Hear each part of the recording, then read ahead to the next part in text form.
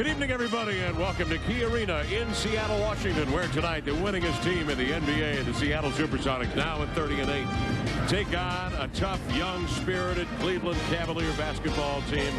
Their intentions are revenge.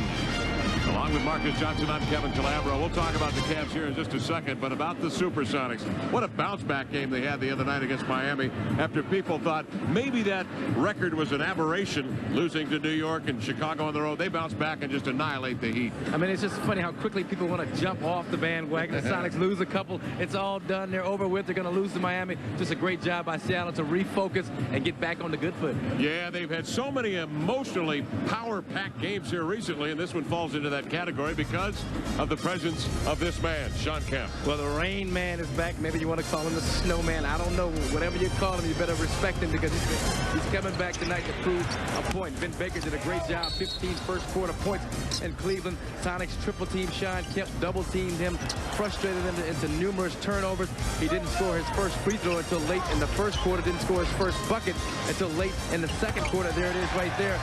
Shawn Kemp, though, had a 19-point, 11-rebound game the other night. I think he is back on the right track. I think he'll pull himself away from the basket and look to do things on the perimeter. Well, he's slowly come around since the 9-point outing against the Sonics. His average 16. The shooting is still off 36%. Rebounding better at 8 a clip. But the turnovers have hurt him over the last 4 games leading into this matchup against his ex-teammates, the Supersonics. But that's not the only presence that the Cavaliers put on the floor. They have some sensational perimeter shooters. And some sensational rookies. They've got 4 guys who will appear in the Sixth rookie game back in New York City during All-Star Weekend. Revan Knight spearheads the attack out of Stanford. Sonics Gary Payton, double team in defense, did a great job in neutralizing Knight. Whenever you have a lot of young players playing against the Sonics, look for some aggressive defense. That's going to lead to easy transition opportunities at the other end. The guy that scares me, though, tonight is Derek Anderson. He was 1 for 7 in Cleveland. I think he's a much better player than that. He had 20 points the other night in their victory against Phoenix. When I say perimeter shooters, I'm talking about Wes Person, who leads the NBA in threes made and in threes attempted against the Sonics. So in the last outing, 32 points in the first half of the Cavs. They were out of it by the time we got to halftime. Well, Gary Payton's defense outside, as Marcus mentioned, on 5'10" Revan Knight, certainly was a key to locking up Shawn Kemp, because if you can't get an entry pass, you can't score. Yeah, Gary at 6'4", defending 5'10", Revan Knight. This was all over, and that's why they called him the glove. But he also sets the tempo for the Sonics on offense. He is a Sonic tonic, if you wish. Gary Payton doing it from the outside, doing it inside. He is the energizer of this team. These guys that come out in attack mode right from the beginning. If Gary starts off attacking, the Sonics usually win the basketball game. Last meeting, Gary Payton with 25 points. So did Vin Baker. He had the 25-15 in the first quarter of play, and neither one played big minutes in that game. The Supersonics today activated Jerome Kersey in his 14th year in the NBA. He was known as the Wild Man in Los Angeles last year. Del Harris said the reason why, because without him, we wouldn't have beaten Portland in the first round of the playoffs. Yeah, this year he's the sushi man up in here in Seattle, but Jerome is a welcome addition to an already strong Sonic basketball team. It just enhances their bench, makes it even deeper and stronger. He's a guy George Karl loves it, leaving the game during crunch time because of his defense and rebounding. Welcome back, Jerome. And welcome back, Shawn Kemp. We'll get a sense of the crowd's welcome for Shawn in a moment as we continue on the Sonics Broadcasting Network.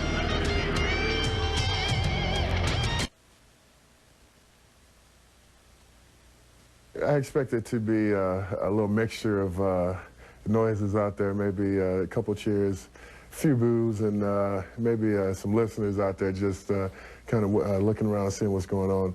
But I think, for the most part, I think it'll probably be some cheers. I think, well, you know, stuff I did in the community, stuff I did around the state of Washington and different things. I just think that the people back there will be respectful enough to remember those things and probably push other things aside and just concentrate on that and probably have a warm reception. That's what I expect. Shawn Kemp commenting to us earlier about what he perceives to be the feeling in Seattle for him. As he mentioned, a smattering of boos, some whistles, some cheers, and we shall see. When the Cavaliers came on just before our broadcast, the crowd was kind of mixed in its reception for Shawn Kemp. Sure, right now he's focused on the job at hand, and that is trying to regroup and beat the Seattle Supersonics. And here is Shawn Kemp and the reception in Seattle.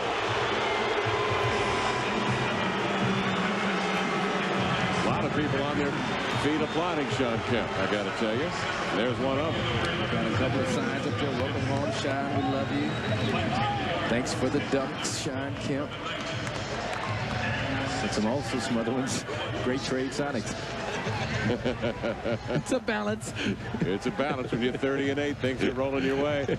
The Cavaliers starting lineup. Brevin Knight out of Stanford. He's a rookie. Wesley Person traded in the offseason from down south.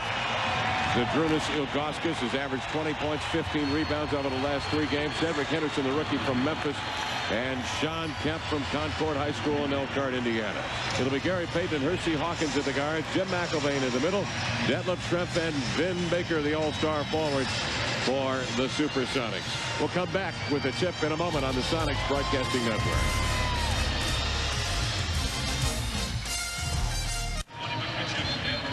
Back in Seattle, along with Marcus Johnson, Kevin Calabro at Key Arena in Seattle. And it's now time for this evening's marquee matchup, brought to you by US West. Life's better here. And let's see here. Danny Ferry against Eric Snow. No, it's Shawn Kemp, Vin Baker.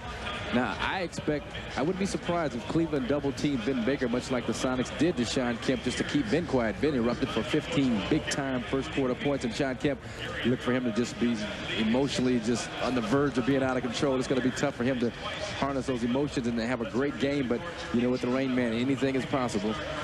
15 points early for Vin Baker in that first quarter of play. Shawn Kemp didn't score his first point of the game until he had a free throw with about a minute left in the first quarter of play. By that time, the damage had been done. The Supersonics have subdued the Cleveland Cavaliers. It was a sensational defensive juggernaut the Sonics threw at the Cavaliers. But I think the question begs now here tonight, will Cleveland go to the man who's been the hottest Cavalier of late, Zydrunas Ilgauskas, who's been playing professional basketball since he's 12. The long Lithuanian is 7'3", and as we mentioned, averaging 19 points, nearly 65% from the field, and 13 rebounds a game over the last 3 contests. Do you go to him earlier if you're Mike Fratello? Does he just kind of get it in the flow? Well, no, I think you're right. I think you try and establish him early. He had 23 and 15 or 16 rebounds against Phoenix a couple of days ago. I think you take some pressure off of Shawn Kemp by not making him the focal point right off the bat of your offense. Let Shawn kind of get his in the flow, get a rhythm going.